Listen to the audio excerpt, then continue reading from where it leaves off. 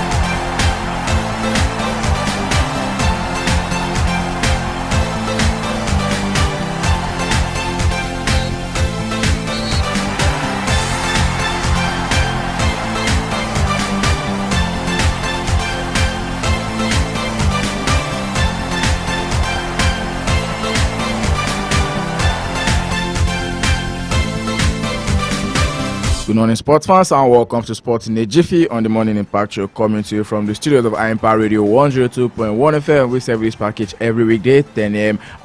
To the flip side of 10 every weekday. Today, the 26th day in the month of December, year 2023, so we call it the Boxing Day Special. Ayode Jajiboye is my name, and I'll be scooping bits for the next 10 minutes, giving you bits and pieces of the stories making the rounds in the ever-exciting and dynamic world of sport. Yes, you can call our world of sport a controversial word as well. And without further ado, let's go straight into it, giving you fast with a lot of fact and making it compact for your listening pleasure this morning. Just don't forget AFCON 2023 is just 19 days from now, and then we'll be starting from news as regards the AFCON 2023, where Guinea-Bissau has finally released their final 25-man squad for the AFCON game. Don't forget that they are in the same group with Nigeria, also in Group A of that particular competition. That will be staged right there in Cote d'Ivoire, starting from January 14, 2024. Bashir Kande, who is the head coach of the Guinea-Bissau national team, has officially released the final roster of 25 players who is selected to represent the nation at the 2023 African Cup of Nations next month. The Jotters of Guinea-Bissau actually find themselves in Group A, where they will be, share the stage with host country Ivory Coast, Equatorial Guinea, and Nigeria. Their journey will definitely start with the clash against the Elephants on January 13, followed by a potential winner-takes-all meeting with Equatorial Guinea on the 18th. And then they finally face Nigerian Super Eagles in their third match. For the challenge ahead, Guinea-Bissau coach Kande has released the squad of 25 players to defend the nation's color right there in Ivory Coast. And then the selected lineup comprises of 3 goalkeepers, 8 defenders, 7 midfielders, and 7 attackers. 2 of these players, talking about Mama Bade and Opa Sangare, are not unknown to Nigerians as they contributed to Guinea-Bissau's surprise 1-0 victory over the Super Eagles in March during the AFCON qualifiers.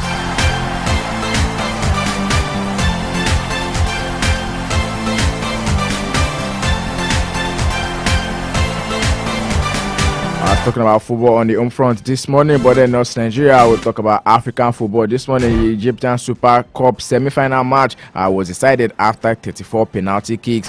This is the turn-off event right there. Talking about some kind of modern future who will face either Al Ali or Ceramica Cleopatra in the final match. Squandered 3 sports kicks. Pyramids lost the match after missing a 4th penalty kick at Abu Dhabi's Mohammed bin Zayed Stadium. The Pyramids defender Osama Galal wasted 2 penalty kicks, including the decisive one that sealed victory for Modern Future. Even though at times it felt that the shootout was never going to end, it was well short of the 54 penalty kicks taken when Washington FC beat Bedlington Terriers 25-24 last year, and that was also in a local cup match right there in England, and also a 2005 Namibian Cup between KK Palace and Civics featured 48 penalty kicks. However, this one last night was decided after 34 penalty kicks.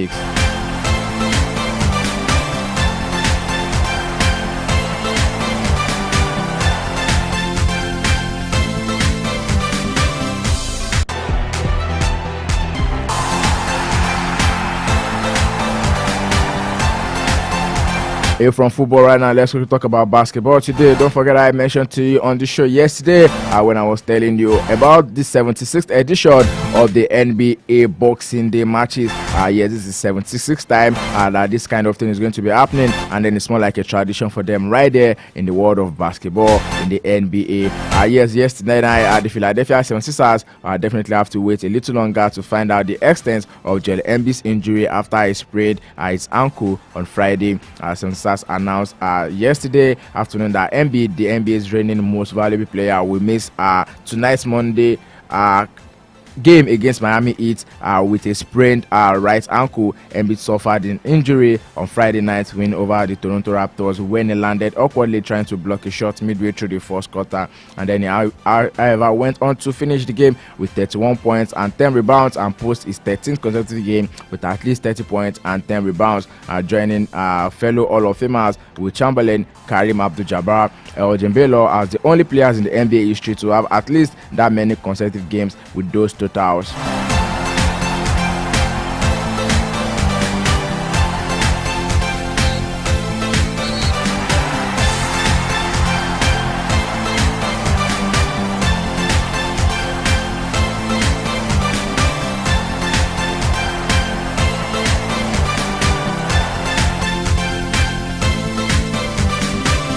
And here's a quick recap of matches that were played in the basketball world last night. Dallas Mavericks superstar Luka Doncic added his name to a pair of lists featuring some of the game's legends while lighting up the Suns on Christmas night. Doncic entered Monday's contest only 11 points shy of 10,000 for his career, and then he hit a milestone in the first quarter and did so with fewest games of any player since Michael Jordan. He finished the outing by becoming only the fourth player in NBA history with a 50-point performance in a Christmas Day game, leading the Mavericks to a 128 to 114 win. Doncic joined Bernard King, Will Chamberlain, and also Rick Barry in scoring 50 on Christmas, and was the sixth 50th point performance for Doncic's career, trailing only Michael Jordan with 9 and LeBron James, who has 8 for the most by any player before turning 25 years old since the ABA-NBA merger, according to stats and information.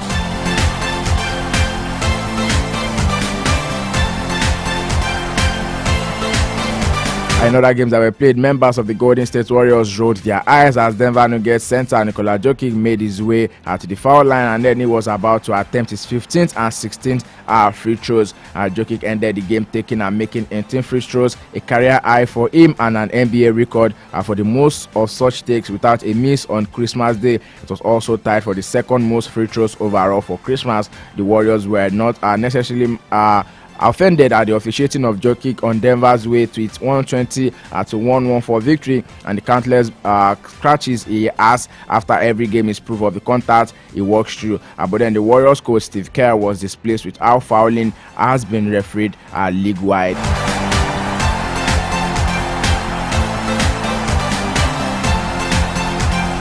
Here from basketball, let's talk about boxing a little bit this morning. Yes, Anthony Joshua said he has not shut the door on a possible fight with former world champion Deontay Wilder. Joshua recorded a 5th-round technical knockout win against Sweet heavyweight Otto Wallin on Saturday night in Riyadh, Saudi Arabia. However, Wilder lost to Joseph Parker on the same night with a scorecard 118-111, 118-110, and 120-108. Joshua and Wilder have signed to fight twice in 2024, but a third loss within the latter's last 4 fighters seen the mega fight go from a certainty to hanging on by a thread. Mushroom boxing promoter Eddie Hearn immediately said after the fight that they will dismiss Wilder and target IBF number 1 Filipino Agovic instead. While many have also expected that result against Parker might jeopardize a potential bout, Joshua is not ruling out the possibility of being in the ring up against former champion Deontay Wilder.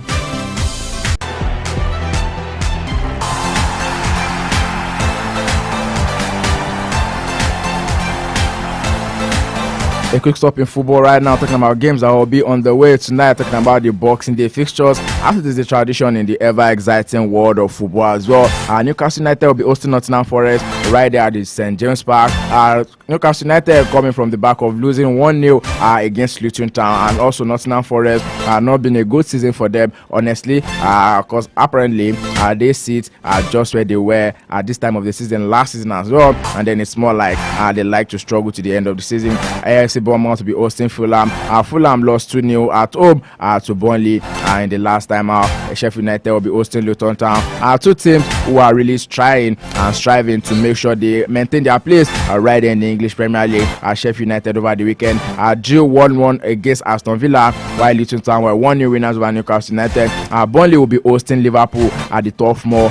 Burnley coming from the back of winning 2-0 away to Fulham. And also Liverpool from the back of drawing 2 games, one against Manchester United right there at the Anfield Stadium, and also 1-1 draw against Arsenal right there at the Anfield as well. So definitely they'll be looking to bounce back from that. What a match to look out for later tonight at 6:30 p.m. Nigerian time. Burnley will be hosting Liverpool, and Burnley have not won one of their last 9 games at home. Talking about having 8 defeats in their last 9 home games. Not a good one for Burnley, and then hopefully they'll be able to do it right there at the Turf Moor against Liverpool. And the last match for tonight will be 9 p.m. Nigerian time, where Manchester United will be hosting Aston Villa. Do you see Manchester United turning around their season at home at the Theatre of Dreams against Aston Villa later tonight, or do you see Aston Villa coming from the back of their 16-game unbeaten, which is no longer unbeaten now? It's more like a winning run now. Aston Villa traveling to Manchester United. Do you see Manchester United turning around their season just after the deal for the 25% stake was announced over the weekend as well, of a new owner now, maybe partly owner, yeah. Talking about Sir Jim Ratcliffe and the Ineos Group. Away from that, talking about the Scottish Premiership now, Dundee United will be hosting Celtic. A couple of other games right there in the English Championship, where Preston North will be hosting Leeds United. Millwall will be hosting Queen's Park Rangers. Huddersfield will be hosting Blackburn Rovers. All City will be hosting Sunderland. Rotham United up against Middlesbrough. Swansea City will be traveling to Southampton. While Bristol City will be traveling to Watford. Birmingham City will be hosting Stoke City. And the top of the table clash, this one between Ipswich Town will be hosting league leaders Leicester City.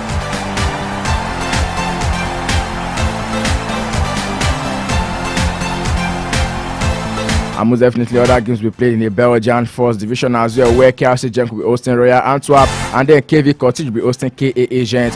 Club Bruges will be hosting Lyon Saint Gilloise. Right there in the Saudi Professional League, Al Ittihad will be hosting Al Nassr. Sports in a Jiffy it is, and I'll be serving it to you in a Jiffy. This is where I'll be calling the size on the package. Just morning, many thanks to you for being a part of the show. I do also join us tomorrow on the Sports in a Jiffy, where I get to give you the bits and pieces, tiptoeing through the major stories, making the rounds in the ever exciting world of sports. Ayodeji Ajiboye is my name, and it's most definitely an honor to have you join us this morning. Stay with us as the morning pass show continues. Omobolade Oladepo is here. Do have yourself a lovely day. Have a nice day with your family and friends. I do also enjoy this day out there. Compliments of the season once again. Empire Radio 102.1 FM. We so much love you.